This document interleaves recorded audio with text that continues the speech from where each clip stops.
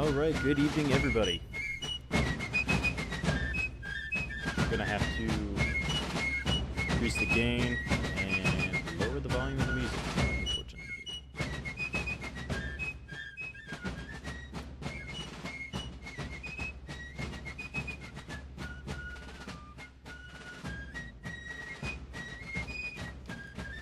Alright, y'all, let me know if I need to turn the music up or if I need to turn my voice up. It's my first time using two things.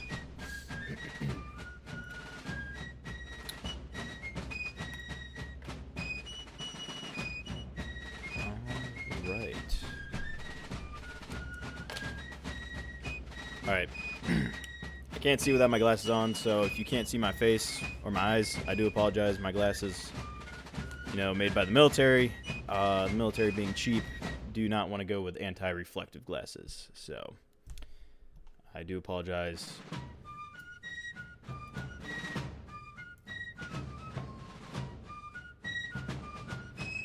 Alright.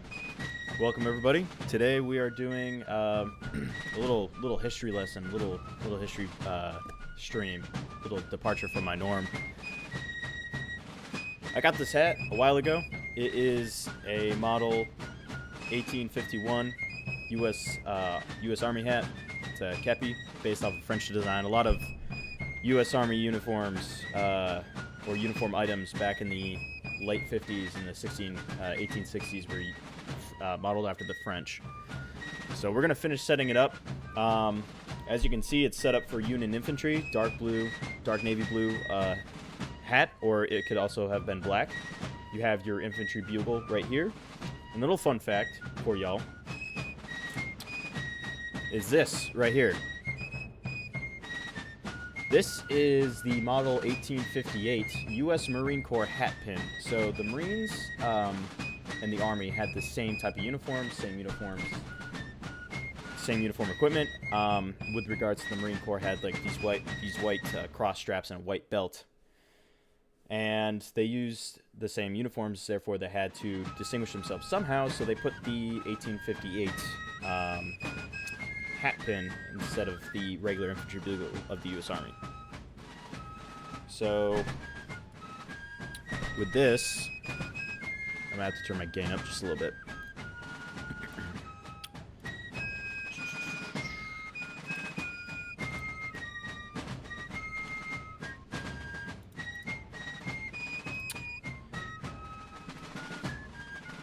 Also, let me know if I need to turn up the music or turn up my voice, or both. So this has a cardboard cover, kind of keep its shape, and I need to put these on him. Put this, and I need to put 13 on. And for all those who do not know what that stands for, I'm going to see if I can tilt my glasses up just a little bit so I can still see, but there's no reflectiveness. If I look awkward, I do apologize.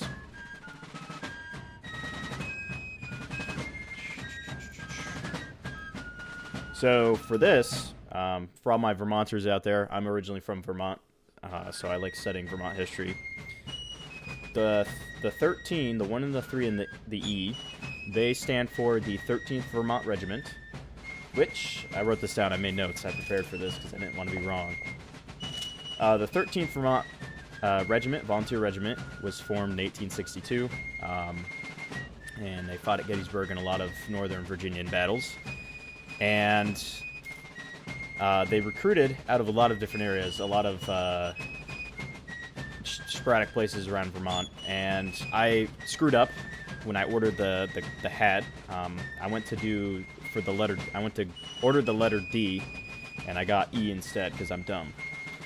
And basically what that is this is your company number, or letter, excuse me. This is your company letter. And whatever company was is like where you were recruited out of. So Company E was recruited out of Morristown, Vermont. I am not from Morristown. I'm from a place called Milton. Milton, as far as I can tell, either didn't exist at the time of the Civil War, or they did not send any volunteers. However, Colchester, Vermont, which is the closest town to where I grew up, they recruited into Company D, Company Delta. And 13th Vermont Regiment was part of the 2nd Brigade, 2nd Division of 6th Corps, which was commanded by General Cedric, who unfortunately lost his life at the Battle of Spotsylvania when, during an intense shelling and shootout from the Confederate positions opposite them, he stood up on the trenches and said they couldn't hit an elephant at this yard, and proceeded to get headshotted by the nearest Confederate sharpshooter. So yeah, that's kind of ironic there. But this is the badge that that Civil War soldiers, they would have either worn right here on their chest, or they would have worn on top of their hat, like so. Like so. Or they would have worn it on the side. This, I don't have any sewing equipment that is suitable for this, and it also appears like it can be glued on. I don't have any clothing glue. I'm also going to save this for when I get my coat. I'm going to put it on the chest, where it would normally go. I still have yet to find an army manual from that period of time. I would love to, but I have yet to find one. Some Green Mountain hazelnut coffee. Don't worry, it's not a work night, so I can drink as much coffee as I want, stay up as long as I need to. And yeah. So, a little history. Tonight wasn't going to be about like Civil War battles, stuff like that. It was mainly just going to be, I was going to set up my hat. I was going to let you guys watch me set up my hat. Put the badges and pins, or the pins on top. There's a little, this little thing on my Swiss Army knife that I realize is good for making holes in the cardboard without ruining the fabric and the cover top, the hard top of my Kepi. So, basically a little history on the badges and pins. The badges and pins were kind of, the pins at least, were a thing in the regular U.S. Army. Now, obviously, with the Civil War, we had a problem of we need a bunch of volunteers. I believe off the top of my head, we only had 10 active duty regular Army units, infantry units, available. So, and a lot of those seceded with their states. So we had to raise volunteers, and this was, pins and badges, or pins were, it was throughout the regular army, but it wasn't it was sporadically placed among the volunteer forces. And this, the whole system of badges for different corps and what color they were, different colors meant different divisions. So for instance, red, I believe it was 1st Division, blue is 3rd Division, and then white is 2nd Division. Now, so badges were the idea of Major General Philip Kearny, and it was only with his specific chain of command that he was using them. His little, I don't know if it was brigade, division, but he had an identifier for his soldiers, so he knew who his soldiers were. A general by the name of Dan Butterfield, who incidentally wrote Taps. He either wrote it or rewrote it. We cannot, I haven't confirmed that, but he took that idea, and when he became the chief of staff for General Hooker, he made it standard across all of the Army Corps. Whether you were a volunteer force or you were regular Army, you had this. And different corps had different symbols. So this is the Swiss cross of the 6th Corps, whose most famous commander was General Cedric. Then, for instance, everybody knows from the Battle of Gettysburg, the 20th Maine Regiment, which was a part of the 5th Corps, who followed. Oh, did my alert not come up? My alert did not come up. Well, whoever just followed, I really appreciate it. Welcome to the stream. We're talking a little bit about Civil War right now. But yeah, going back to it, everybody is familiar with the 20th Maine Regiment and their defensive Little Round Top, and they were part of the 5th Corps and the Maltese Cross, which everybody's familiar with the Maltese Cross with the Knights Temple, the Templar Knights, and the Knights of the Hospital, the Hospitallers. So that, with that being said, We'll just continue going throughout the stream. When I'm putting together my hat, we're going to be talking about different uniforms and when they were worn, pretty much, and so. Little fun facts. So we want to try to get this as centered as possible. Now, let's be honest here, volunteer forces weren't known for their attention to detail and what have you, but for me, I am in the Marine Corps, so I have it's always drilled into me, you know, get your uniforms items as approximate as you can, you know, use rulers, stuff like that. I'm not going to use rulers because at the end of the day, this is not for wearing in a ceremony. This is for either a show on a shelf, on a display case, or for reenactment purposes. We're not going to put this on today. We're going to toss this to the side. So traditionally, you're going to want, let's see, we're going to try to make our hole right there. Oops. We're going to want to be careful. We don't want to ruin this. So we're just going to have to just carefully dig it in there. Said we don't want to ruin the hat. The hat was $80. So if you want to know where all this came from, there is a company called CNC Sutlery, and they do a bunch of handmade or imported uniform items for Civil War reenactments. All right, let's find the hole that we just made. For those who are joining or are watching right now, oh, I appreciate it. I appreciate it. Is that? Yeah, the Pixel Cook. Or Pixel the Cook. What's up, brother? How you doing? I appreciate it. I gotta find this. Yeah, the worst part about this is trying to find the hole that you just made. It's right there. Found it. Let's see if we can get that in there without breaking the pin. Oh, I'm doing good, Pixel. Doing fantastic. I'm really worried I'm going to break the pin. I really don't want to do that. I might have to make a bigger hole. Did it go in? Oh, it went through. It went through. We have...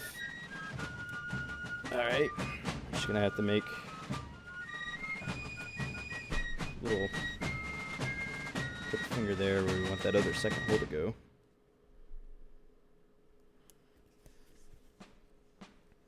Like I said, I want to be careful. I don't know how... ow. Oop. That was close. One thing I don't like about Swiss Army knives is that they don't have a good tendency of... They don't have a lock mechanism. Alright, where did we say we wanted that? I'm going to have to find my place again. The dark fabric is really not conducive to... There... Yeah, the problem I'm having right now is I want to spend my money on a lot of different things, and some of it is Civil War, a lot of it is Civil War, and a lot of it is Knights Templar stuff.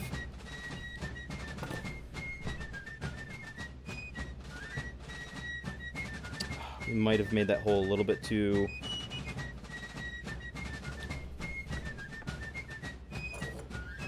I've never tried this before, so if I screw up, we're just going to delete it and talk about Civil War stuff instead. But yeah, there's, honestly, like, studying Civil War uniforms, for me, is pretty, I don't know, it's pretty fun. You got to think, like, the uniforms of the time were pretty iconic, and a lot of them were influenced by, oh, don't want to do that. Oh, God, that was almost a nightmare.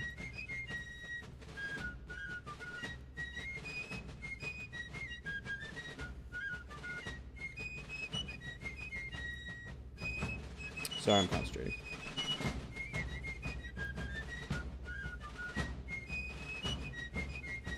Ooh, bent pin.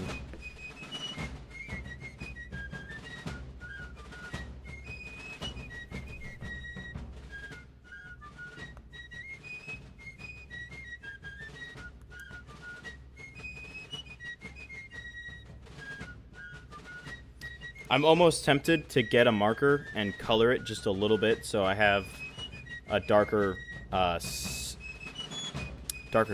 little spot.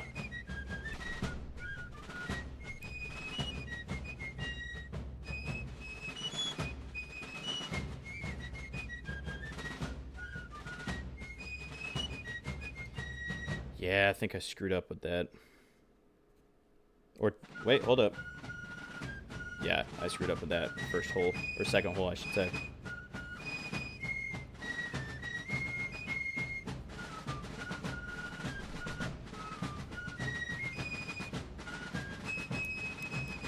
Yeah, we're gonna have to...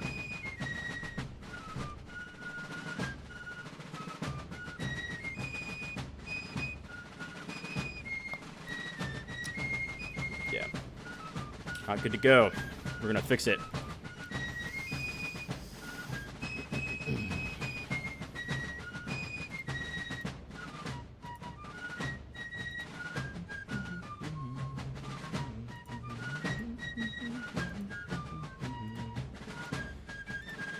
I love Civil War fife and drums. Very iconic time period for music. All right, we're going to take a dark marker and we're going to color it just a little bit. This, I believe, is Southern Melody, if I'm not mistaken. Yes, Southern Melody.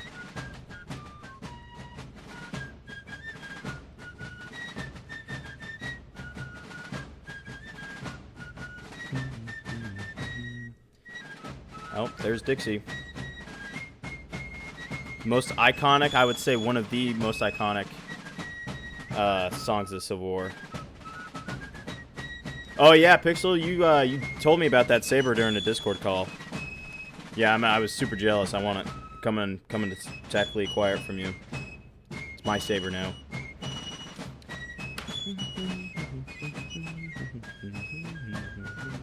But yeah, the Civil War uniforms were very iconic. A lot of influences from old Europe. You have the Zouaves, the Garibaldi Regiment, I think it was called. So the Garibaldi Regiment was named after Giuseppe Garibaldi, or I believe that's how you pronounce it, from Italy. Because roughly around the same time, Italy was going through their whole thing of independence and trying to get rid of old ways of government. Did we do it? Oh, it's slightly crooked. Oh, no. All right, where's that first hole?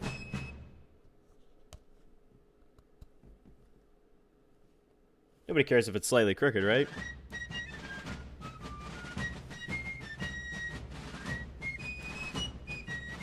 It's gonna bug my tism. I gotta fix that.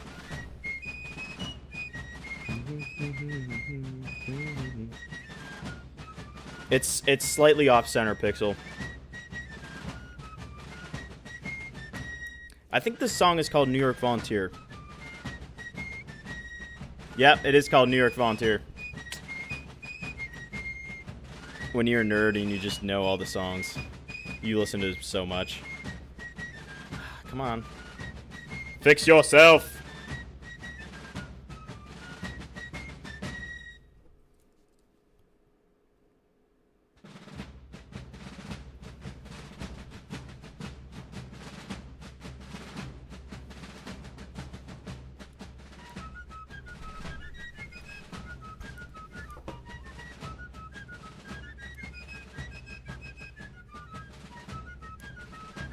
Alright, we kind of fixed it. You get it? Now it's off center the other way. Oh, well.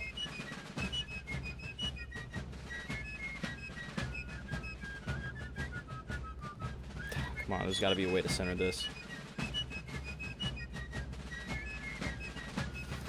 Come on.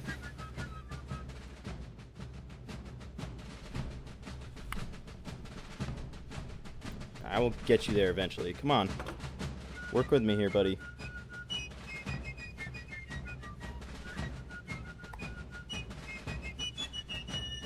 It's gonna be off center. Either way, I fry that fish, so I'm just gonna have to deal with it.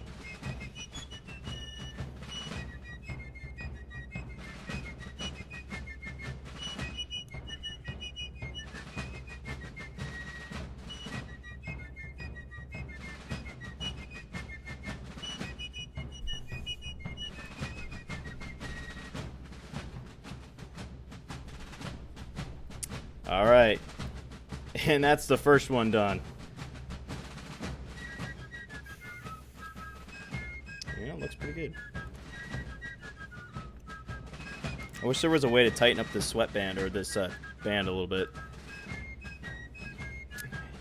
Pixel used to be into really old music from the Civil War.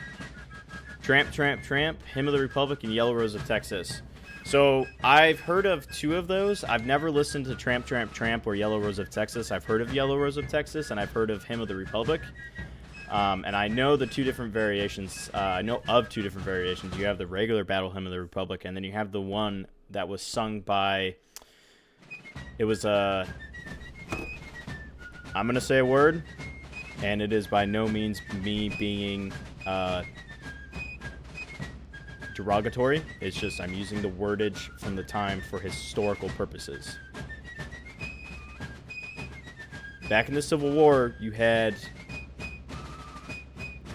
your white troops, and then you had your colored regiments, all right? That's what they were called. I don't agree with that, but that's what they were called, and I'm using that word strictly for historical purposes to maintain accuracy of my stream. That being said, there is a colored regiment that was recruited out of, I don't remember what state. It was like one of the border states out west, and they turned the song around. They made their own words for Battle Hymn of the Republic. They kept a lot of the chorus and the verses the same. They changed a little bit of wordage to reflect their heritage and where they were coming from.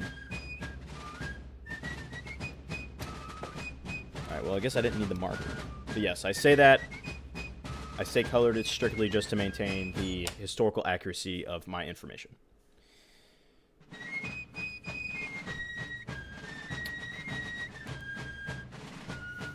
So, going on to the rest of the history lesson, I guess you could say. There was 3 different jackets that were used in the Civil War primarily. The first one being a shell jacket, which the shell jacket was created in Austria. It was actually European in design, and it was used by European armies because the regular jacket that they use, you know, are y'all familiar with the, you ever just seen, like, period movies, and it's like Redcoats, or the French, or, like, Napoleon's army, like, those jackets with the tail thingies? Well, in order to keep those clean, they were given what's called a shell jacket, which is a jacket that's kind of like a waistcoat, but with sleeves. It comes down to your waist, it stops at your waist, your belt line, and it was for fatigue duty. And it was used for, like, battles and stuff like that. And then it was put out of service. I'm going to use the British Army for this, because that's where I got most of my information, was British Army stuff. But, for instance, the British Army phased them out in favor of other overcoats. But a lot of regiments, sharpshooter regiments, and a lot of rifled regiments still kept the shell jacket around. And a lot of cavalry regiments and a lot of artillery regiments, for specifically America, when we stopped using the shell jacket in the U.S. Army, we replaced it in 1851 with the frock coat, which is it's like a long coat. It's like it's kind of like a dress coat. Like, if you've ever seen the Marine Corps dress blues coat, it's kind of like that, just slightly longer. It comes down to, like, mid-thigh, or, like, just a little bit longer than mid-thigh. And that was used for, it was also a dress coat. And then the shell jacket was still used by cavalry and certain infantry groups and artillery. And then when the Civil War broke out, we kind of swapped from the frock coat, and then we went to the sack, or no, not the sack coat. I was right.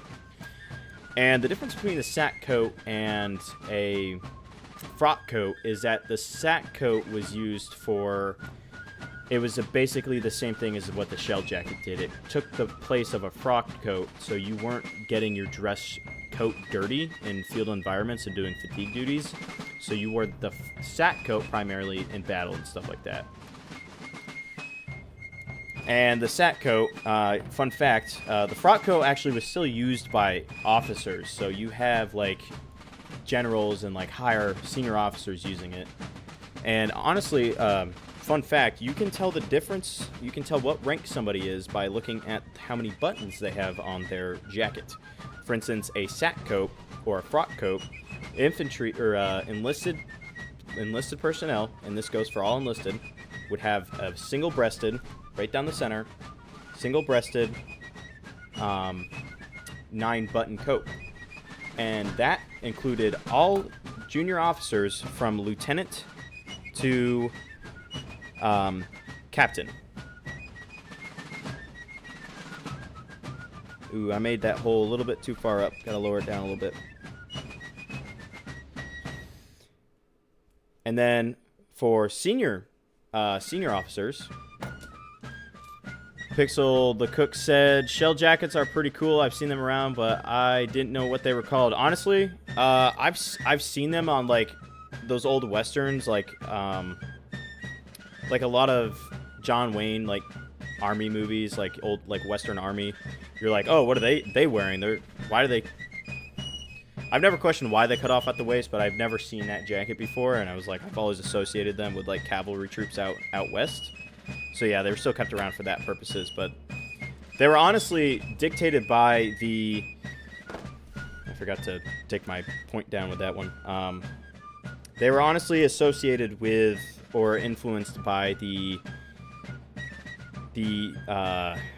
fashion of the day, because like I said, it was fashion to sort of look like a waistcoat that you would wear underneath your over your jacket. A frock coat, honestly, is what it was called in civilian terms as well. Where did I make this hole? Gosh darn it. Sometime I have to make another hole. Nope, found it.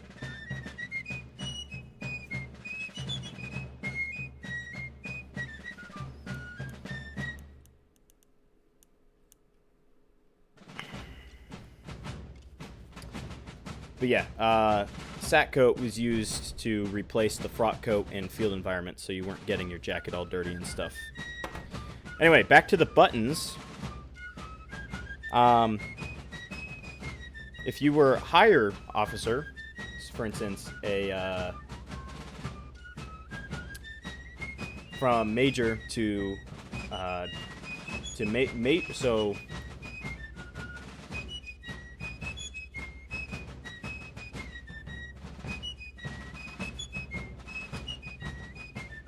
I don't think I wrote that down. Alright, so from Major to Brigadier General, you had a double-breasted frock coat. So double-breasted meaning the buttons go down both sides, double-breasted. And they were 16. 16 buttons total, 4x2, so you had 2 sets of 4. So you had 4, 4. And that was from Major to Brigadier General. From Major General to Lieutenant General, you had 18 buttons and 3 sets of 3. So 3, 3, 3, 3, 3, 3, 3. And then if you were a General of the Army, you had 24 buttons and sets of 3, numbers of 3 and sets of 4. Double-breasted. So yeah, the higher you were up on the chain of command, the more buttons you had to put on your uniform. Also, this badge thing is also unique to a lot of enlisted as well, because officers were expected to pay for a lot of their uniforms as well as have them sewn on, which I am not an officer, and I know uniforms, modern day uniforms, are expensive as it is. Can imagine what it was like for the pay period of the time.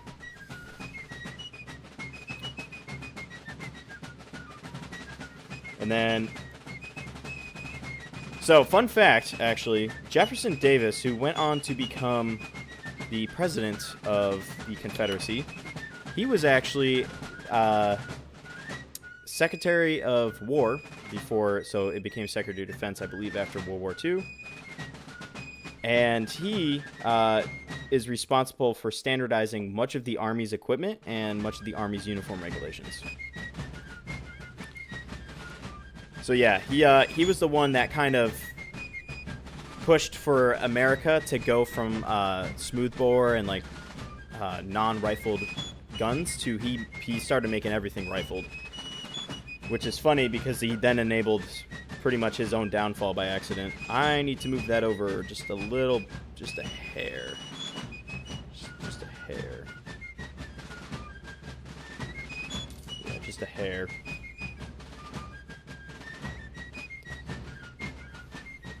But yeah, Jefferson Davis, his idea of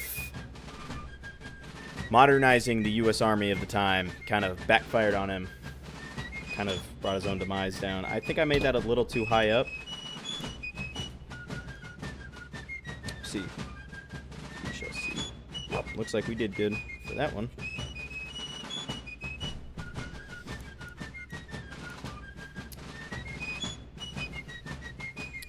And then there was other ways you could tell cavalry apart from infantry or artillery.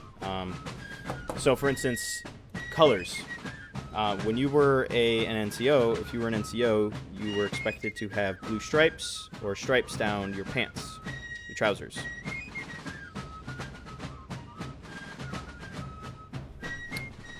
Alright, these are not straight at all. By far, they're not straight. But honestly,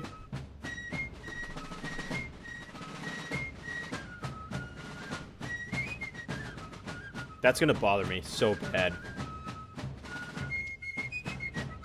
That's gonna bother me. Anyway, that was rather quick, so we'll just finish up with the rest of the stream.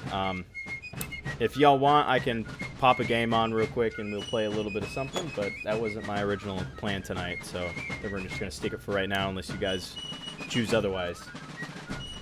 But yeah, there was different ways you could tell which particular job you had, whether it's infantry, cavalry, or artillery. Infantry, you had blue. Blue was your main color, so the piping of your uniform, so like on your frock coats and then your trousers and your rank, the stripes on your trousers would have been dark blue, and your rank would have been light blue, and then your piping would have been blue as well. For cavalry, you would have worn yellow. Yellow was your thing. As well as the infantry had the bugle on their hats. The cavalry had crossed sabers on their hats. And they also had yellow. The piping on their shell jackets and other coats were yellow. And the trousers, trouser stripes were also yellow. As well as their rank. Their rank was yellow. And this is only for enlisted officers. You still had your, same old rank. And then for artillery, you had red. So red piping, red rank, red stripes down your pants. As well as your cover. A lot, I wouldn't say this was a thing with the cavalry, but their covers could also be yellow or have yellow markings on them. But artillery was known for having red kepis. And this was the same for the Confederate and the Union Army. The Union and the Confederates kind of had the same type of deal when it came to uniforms because,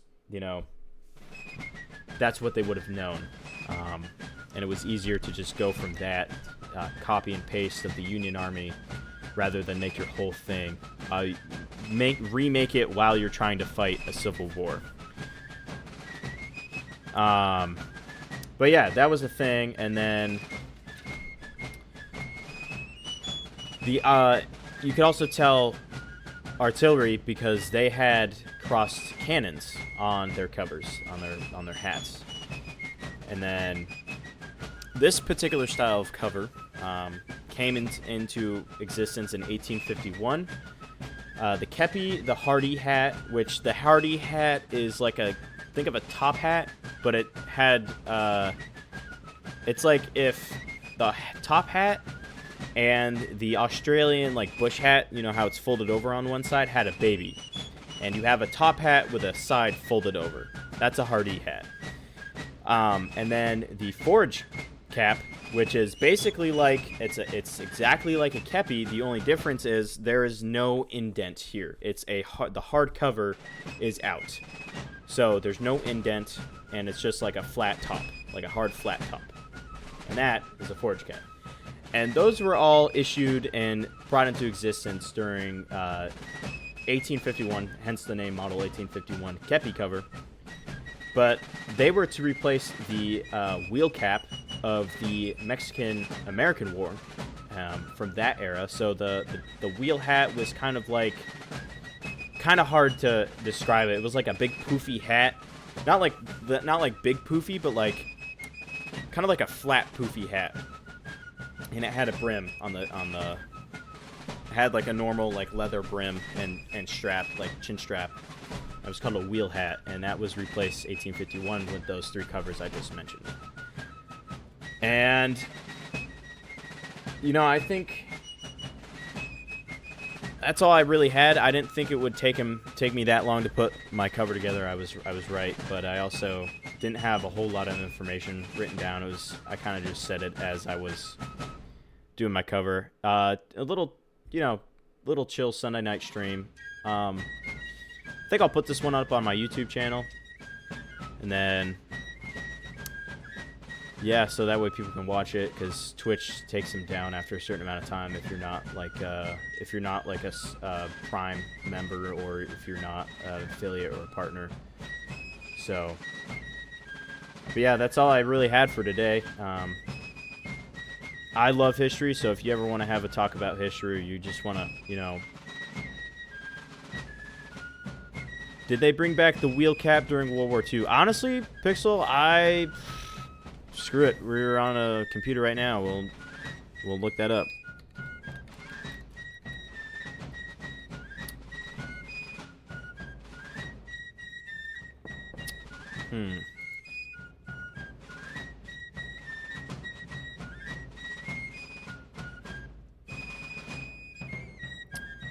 Alright, so Pixel, that would have been a different cover. I don't know what that one was called, but it kind of looks similar, but I don't really have a picture of the wheel cap. You could just look up Model 1839 wheel cap, and then you'll see what I'm talking about. What are my bit rates at? Pretty good bit rates. But yeah, if you ever want to know anything about history, or you just want to, hit me up. I have, I don't know if my Instagram is linked to my account, but you can always, actually, do I have any sort of communications in my, we'll see about that.